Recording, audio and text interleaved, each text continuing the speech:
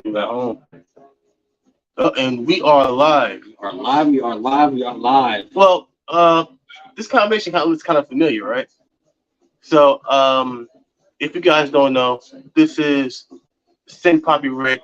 Me and Rick used to do a show called Sticks and Fire Cigars back in the day before Big Guilty Cigars podcast.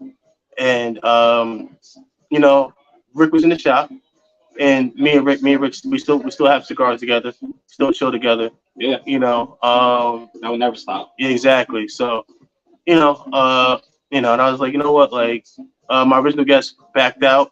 Me and Rick were here. I was like, yo, let's go live. We'll do like in the old days, have a little fun. And so here we are. Yeah, I miss it. And and I'm gonna have so for the second time I'm gonna be interviewing Rick.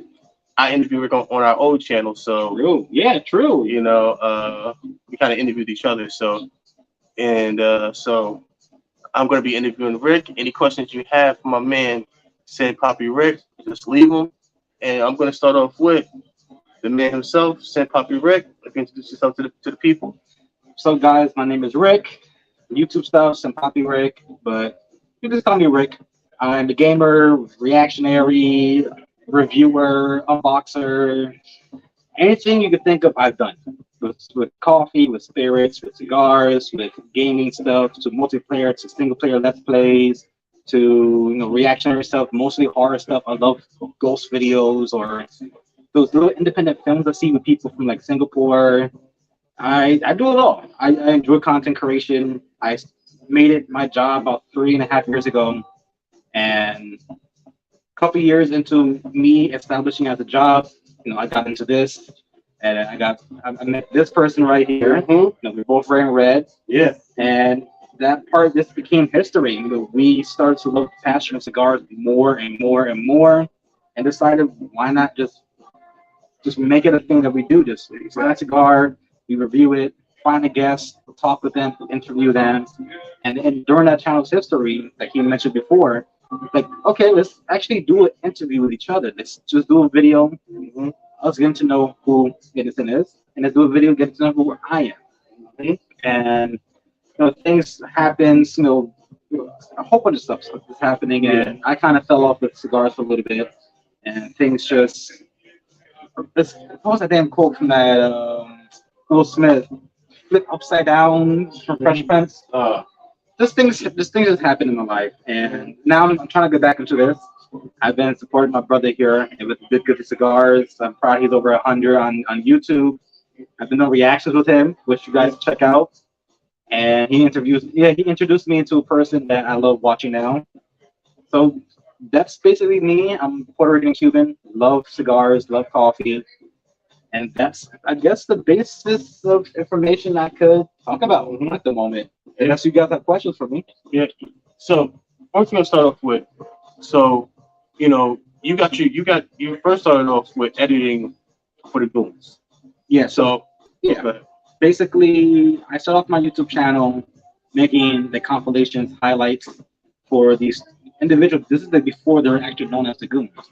They go by YouTube, which is a weird name. One of them is called Soup, as in the actual dish you drink or eat. Other person is called the Dew. Before he used to be known as Mountain Dew, but obviously, Can't do that. Yeah. yep. Then you have a person named McNasty, another person named Blard, another person named Blard, another person named Grizzy. So they're all making compilations for them, and it just took off to the point that they recognized it. They started to hit me up, and we made a little partnership. You know. So that was the birth of my channel. You know what? I think we should go outside just because of the way the music is going. All right. So we're gonna take this outside for you guys. So let me check. I need the light. Yep. There we go. That's perfect. All right. All right. So as you guys see, we're just traveling outside. Yep. My memory is from my birthday party. Yeah, which was a couple weeks ago, Mm-hmm. which is pretty cool. But I love content creation, and I'm glad that it spiraled to me doing a whole bunch of content that I actually enjoy making. And I truly do miss cigar content. So when I do get back on the whole cigar wave, Sorry, I'm just trying to get the perfect, angle, yeah, for both. So you see both of yeah, us, perfect. which is right there. I do want to get back to cigar content, and when I do, this is a humongous chance where I'll feature him a lot. Which is cool. Because any way that, my thing when it comes to YouTube is, I don't care about the money. I just want to be able to come out with content that people really enjoy, and that's something that I enjoy doing. And my boy said Poppy Rick, he was he, you know, from like he showed me some of his first ever clips that he did, and they were insane. He did them from his phone. The only issue was that he was using copyrighted music, so he couldn't make money off of it on YouTube. Yeah, I started off. Actually, I started off with AMVs, which is animated music video. Yeah, anime music videos. And since they're both licensed, the anime itself and the music I was using, it garnered me a good amount of views, but it was not sustainable for living wise. So I just did it for the fun of it. I didn't think nothing of it. I didn't think of making YouTube a career at that moment. It was just a passion that I just upload onto YouTube. Then I got into content. Then I started compilations. Same thing. It was just a passion. Didn't think nothing of it. Didn't think about making money from it. Then I got with the guys what the highlights based off of, and they gave me the green light to make a living from it. And from that point on, it funded me to the point where I got my own setup, started making my own content. Then I started doing reactions. Then I started doing a phase of my life that put me in severe debt, which is called Pokemon cards. Mm-hmm. Then I got into another hobby that put me in severe debt, which is called cigars. Yes. And I review stuff from Davidoff Royals, which was like $8 cigar, to a Davidoff Oro Blanco, which is a $500 cigar, to Opus, which is like $100 cigar, and the combination of that 1 year with cigars and Pokemon cards, yeah, I was lucky that YouTube was giving me a good amount. Because if I was working at just a normal job, them corners would be looking nice. Yeah. It's very interesting just because of like you do YouTube full time. So and one thing I always tell you is that to me at least your editing is your bread and butter. I feel like like if even if you never did your own content, you just being an editor, you would still strive for that. Yeah, and that's what I'm doing right now. Right now, YouTube is turning to a different direction with how they want to promote stuff, which is all they make the rules. This their system, but they're trying to find competitors and take about the market. So they introduce shorts right now. They're promoting mostly shorts. Long form content is not as much as it used to be. So I understand it. I get it. I'm not in favor for it because shorts are just shorts. I make the long form contents, and to get most of the views onto a short compared to the actual video, sometimes it does hit negatively, mental wise, because you're putting hours into videos. But that's just YouTube's system, and because of that, I am actually using my editing skills into as a job, and actually had a group of people offer me a position for editing. So for those out there who know how to use different programs to edit, like even like TikTokers, I may think TikTok content may be simple or whatever, but if you can make TikToks and have it garner views and the quality is amazing and it gets views and people like how it looks and how it sounds and this and that, you could basically sell your work and sell basically yourself to gain another living. It may not be your content you're now promoting, but you could promote yourself as the person behind the scenes pulling the strings, and it can work out well. And that's what I'm doing right now. So like you have so many channels. Like I think 7 or 8 in total. which is kind of crazy, which is real crazy. You know, and like the one thing I just wonder about the fact that you create so many channels, like the frustration levels, as far as one doing good, one not doing well. Like, how do I get my followers from here to come over here?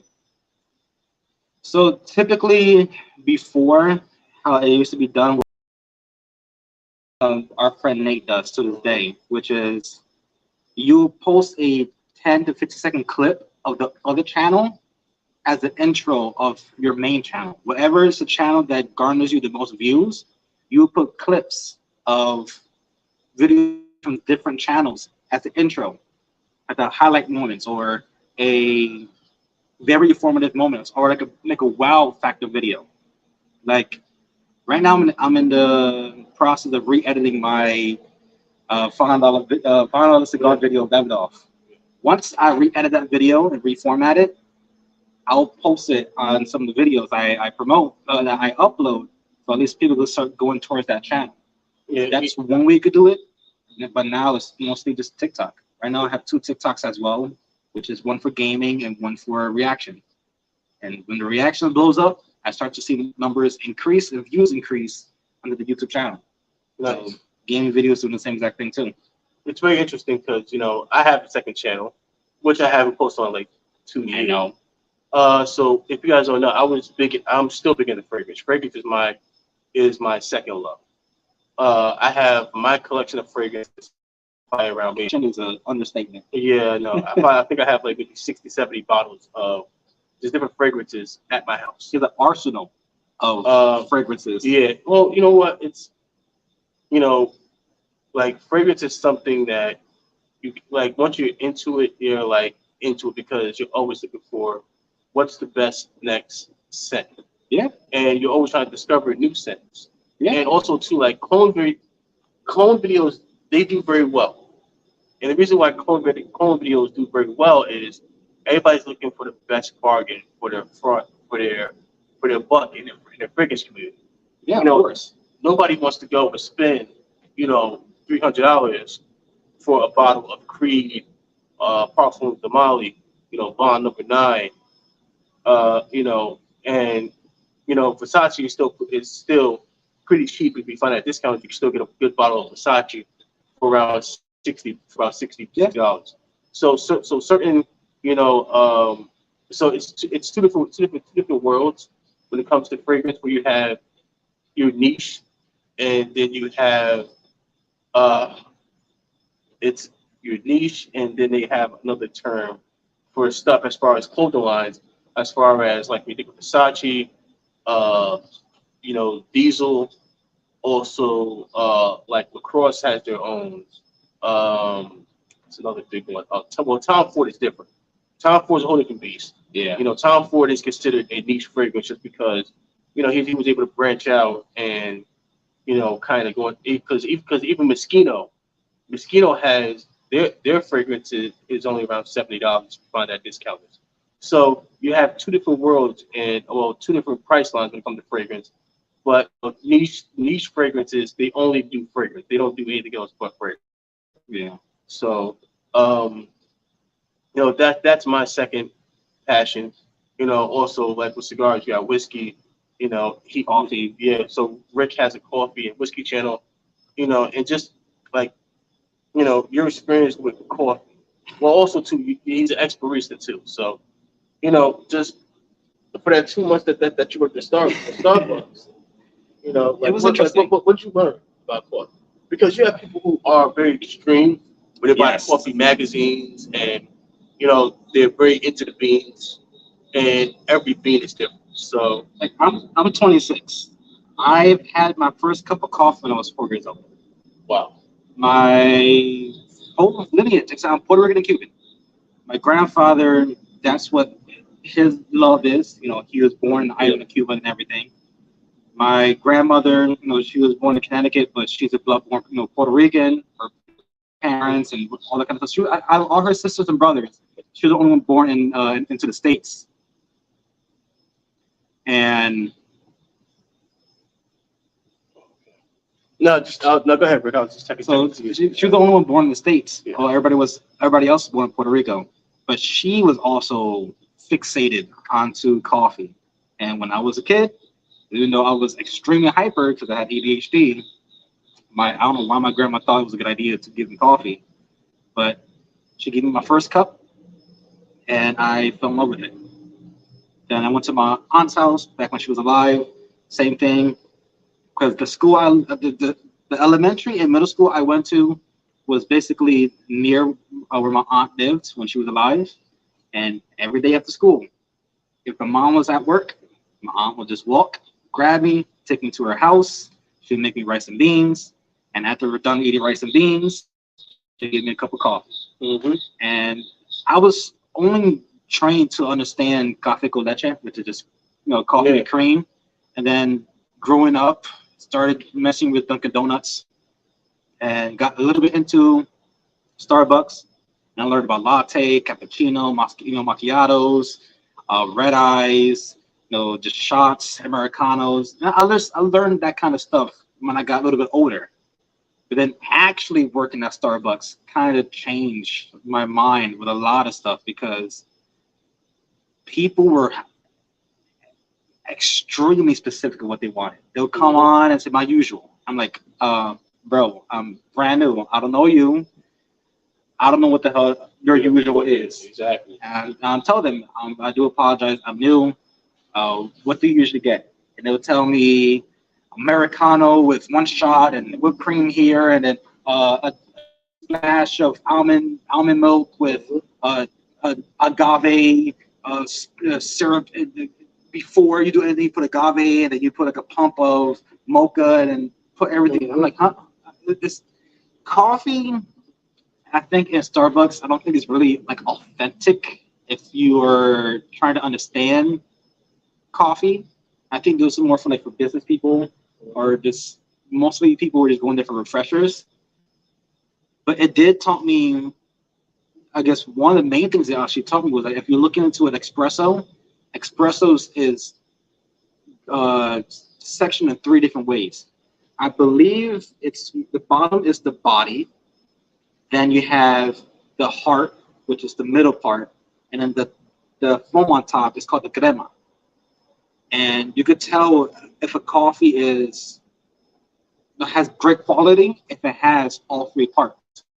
If you see a coffee that it's just jet black, just the whole entire thing, then that's not good quality. Mm-hmm. If you pour espresso and then you see the bottom part, jet black or very dark brown or just dark entirely, and then that middle section has a little bit of that bluish, not the bluish, the brownish from the cream on top. Mm-hmm. That's how you know it's separated because you have actual coffee, you have the acids in the middle that's kind of like in between, which makes it quality, and the cream means it's just has that airiness, and that's where you get the aroma. So if it has a good amount of cream or crema, about I'll say about either a half an inch to an inch, that means it's great quality because when you're taking a sip, that cream is gonna start bubbling and tearing apart, and you're gonna smell nothing but the actual coffee.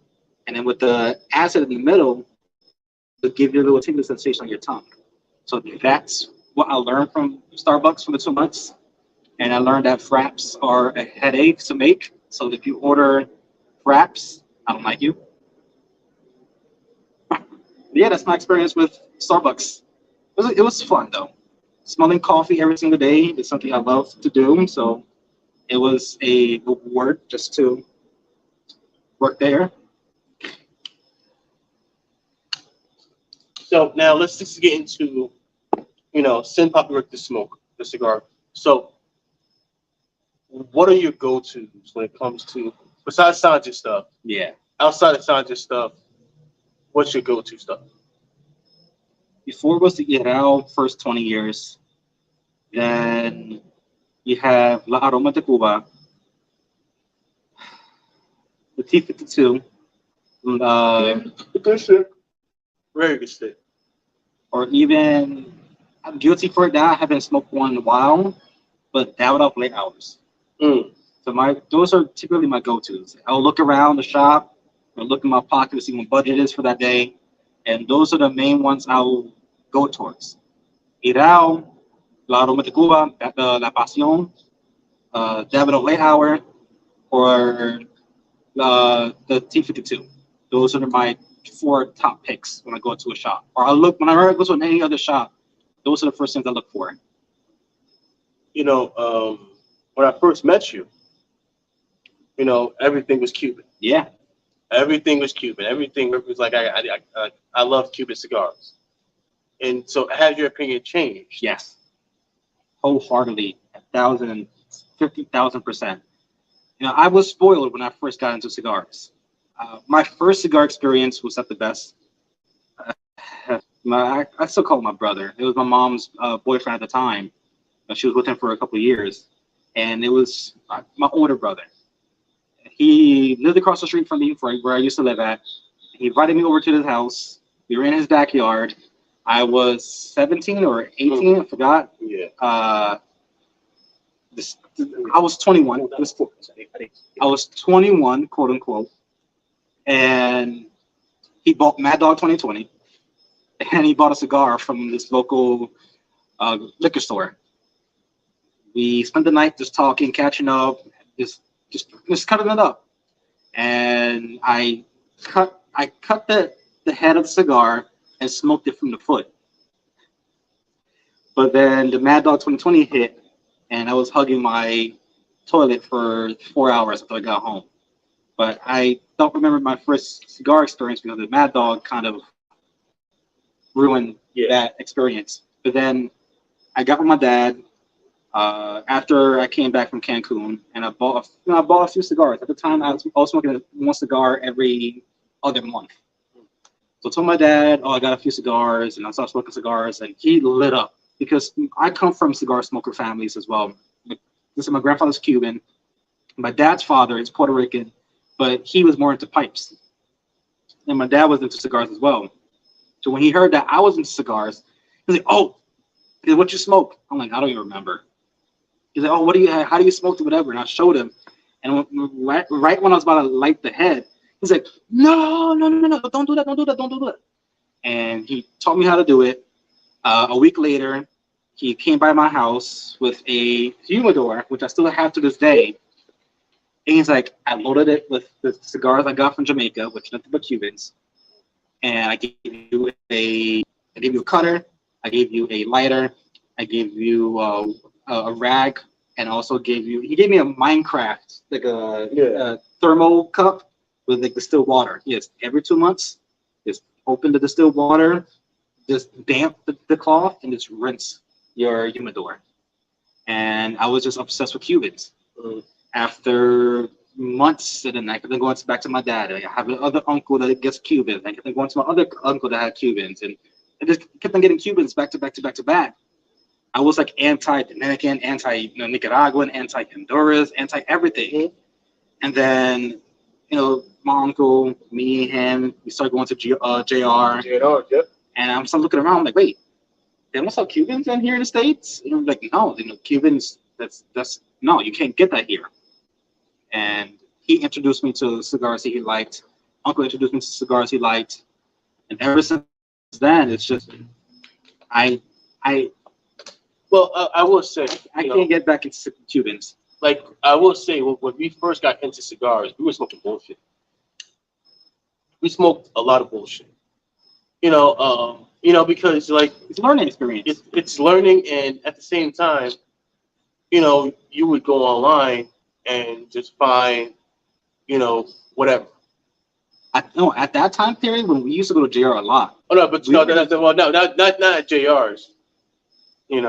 But like even with the places we were ordering from online, Yeah. we were just looking at the band and how cool it looked and how cool it sounded. We weren't actually looking into the aging process. We were looking at how the manufacturer. We weren't looking really up those kind of stuff.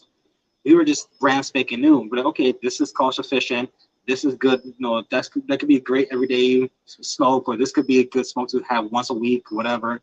We weren't actually looking towards people who craved actual quality.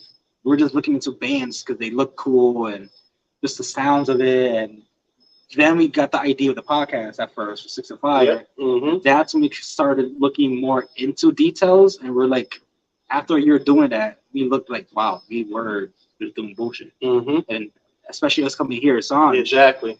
that's when we truly found out. And started learning so much about, just about cigars. And Stan he will always tell us like just the ins and outs of the business, the tobacco itself. You know, um, why certain cigars burn a certain way, Mhm.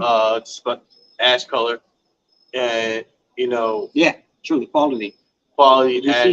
If you see a cigar burn with white ash, that means it's amazing quality. If it Mhm. was dark, then it's not that Well, like it's made well.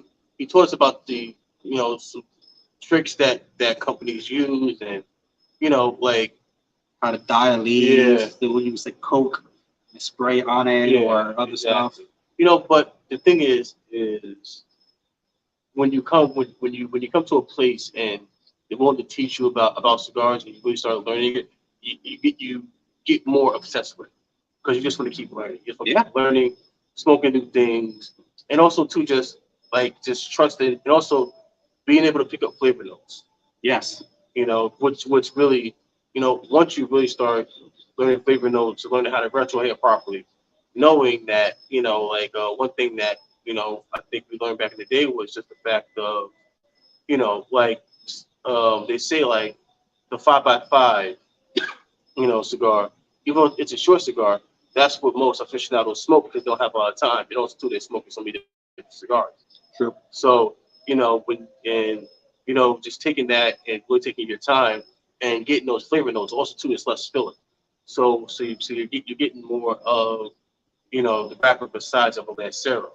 Yeah. So just learning stuff like that, and you know, it's been a crazy journey. Yeah. And that like it's crazy because me and Rick used to be on Discord every night just smoking cigars, like while he edited. So, like it was crazy because, like at first it used to be, all three of us smoking, and then it became just me and Rick. Really got our own friendship from just always smoking together at 9 o'clock on Discord. We'll be smoking together We while still do it. yeah, Just, yeah. Just so I just been more busy because I have two trips coming up already starting tomorrow. well, also And too, doing work and like you do a lot more content now. yeah. So it's kind of hard. It's kind of hard for us to link up. If he's on, I'm like, all right, let me hop on and see what's going on with my boy. Because you never know, who you're gonna meet, especially when it comes to the cigar world. It's crazy because I feel like I've met so many just amazing people throughout this journey, Yeah. and you kind of create bonds and friendships that really last a lifetime.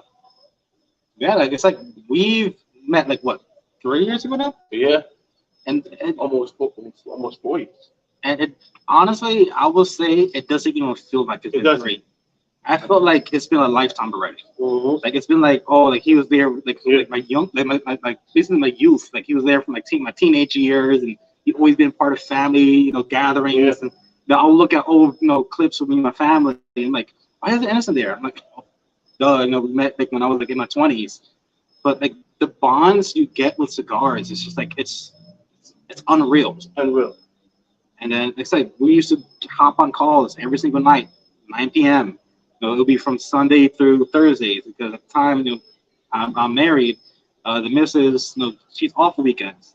So my Sunday nights, Monday all the way to Thursdays, was strictly Discord Yep. with Innocent. At 9 o'clock. And that was our thing.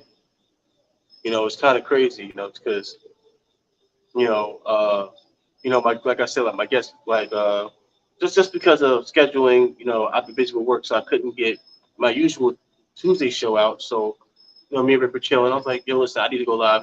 I need to put something up. I was like, do you mind coming on? And it kind of feels just like old time how we used to, you know, interview a lot of people in the cigar industry. We used to interview a lot of people in the cigar industry, and and you meet those people, and I still keep in contact with those people. Yeah. And it's one of those things to you know, Yeah, the good thing is I have all the videos saved. yeah, It may have been deleted off the internet, but but they still I there. still have them backed up. Yeah, So it's like which down is the great. line, I could always archive, reformat, Exactly. re-edit, Yeah, and just have them up yeah. for For you guys to OG, see. yeah, for OG people to see Oh, yeah. how like our start was, Exactly. because And it was scuffed a little bit. Yeah, it was a little bit scuffed. We didn't know much. you But know what? you can see the progression as the years went on. Yeah, We learned a lot. We became a lot better. We went from novices to actual intermediates. yeah. I want to say I'm an expert, but I'm way better than a novice. It's crazy because it honestly all started with Jason and Rebecca from Ask Quarterly. Yeah, ever since we got Ash Quarterly, Yeah, it's been a domino effect of guess. This person, Yeah. this person recognizes, this person knew about us.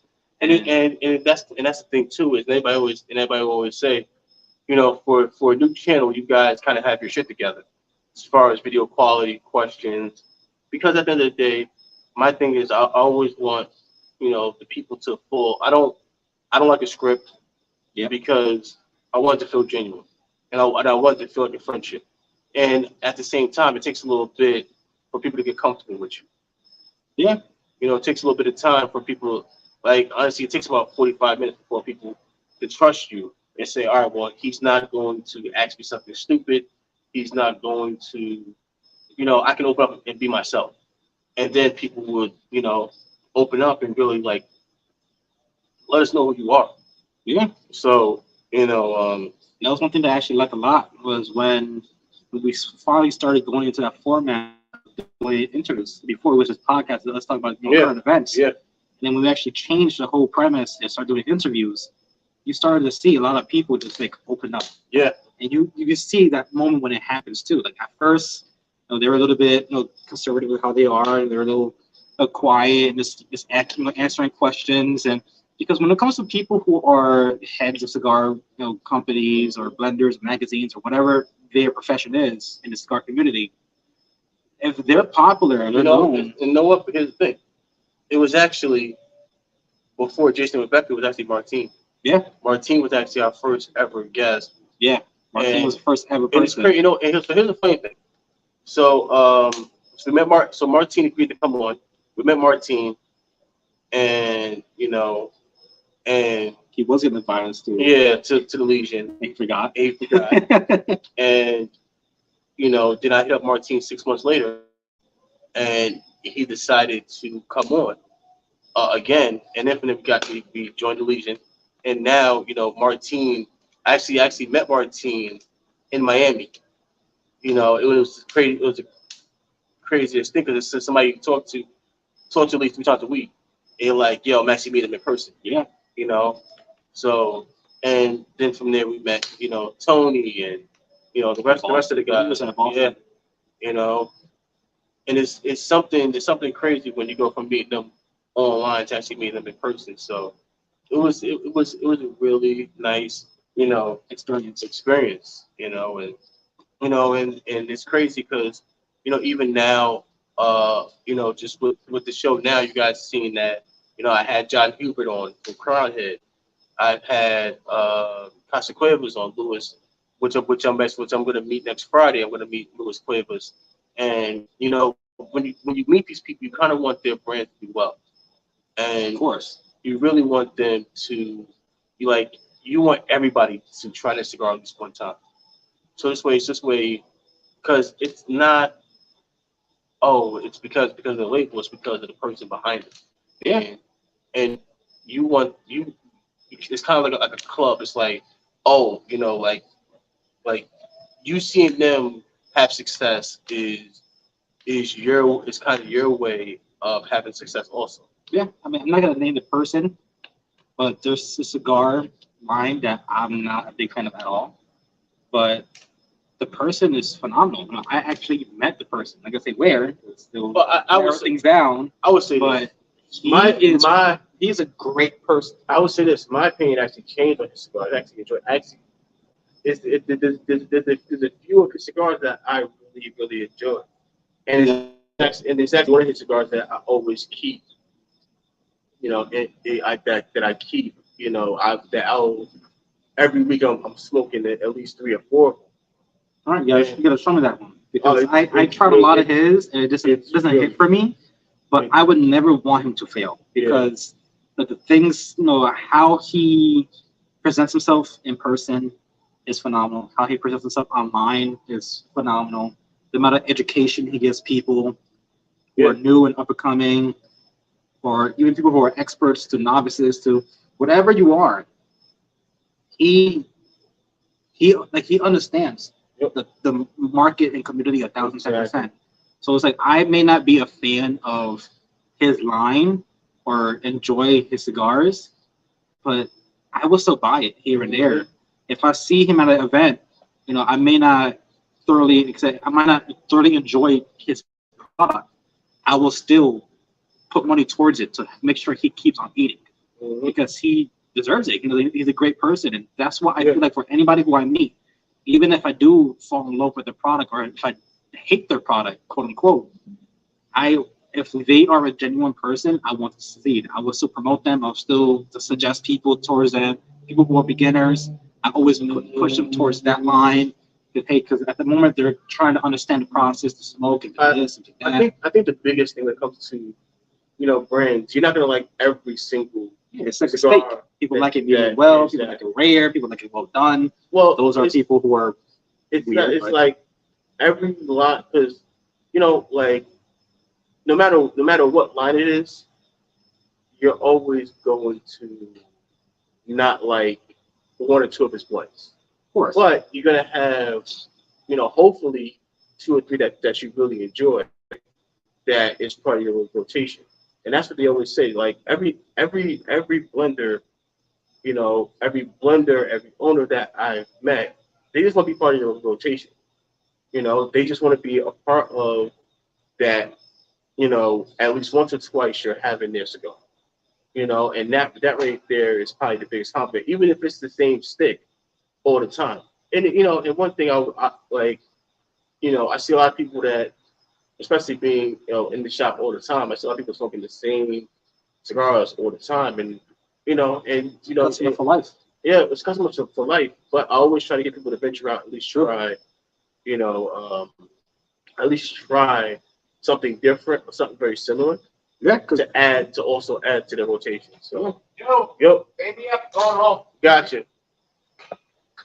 So yeah, so this so Rick's gonna go up and pay. I'll be right back. And then I'm gonna take my black ass up and pay for my stuff. And and also this is kind of a pre-show to the show that me and Rick are on Wednesdays and Saturdays. So, this one right here is probably gonna be just something short and sweet. So I'm probably gonna end it now. Because at 9 o'clock we have another show that we have to do. So, I hope you guys just Rick's gonna come back on. I could let me get more into detail about stuff, and we can just have regular general discussions. So hopefully, you guys enjoy that. But until next time, guys. The vibes, really. Tell a friend. Tell a friend. Also, to you guys, you guys can see me on with Sanj and Rob on every Monday, Wednesday, and Friday. Also with Puerto Rican South, my boy Angel. So, hope you guys are enjoying those. If you do, just leave it in the comments saying you enjoy those. And until next time, guys, peace.